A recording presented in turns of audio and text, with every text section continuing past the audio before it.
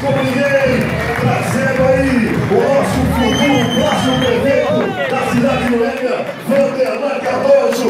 Com muito carinho estamos recebendo senadora Lúcia Vânia, o deputado Alberto Albuquerque, um dos grandes nomes do PSB Nacional, o nosso próximo prefeito de Goiânia, Vanderlan Cardoso, e também o deputado federal pelo PPS, Marcos Amon. Nossa festividade, esse encontro regional, encontro da região metropolitana do PSB, vereador Elias Vaz, grande enérgico Elias Vaz, presente também nesse nosso encontro, ele que faz parte do diretório municipal do PSB, nessa grande festa.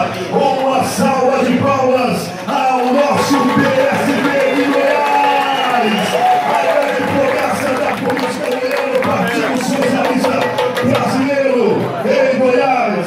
Aqui representado pela nossa senadora Lúcia Vânia. Força aí. Vamos ganhar lá pra mim te ajudar o garoto.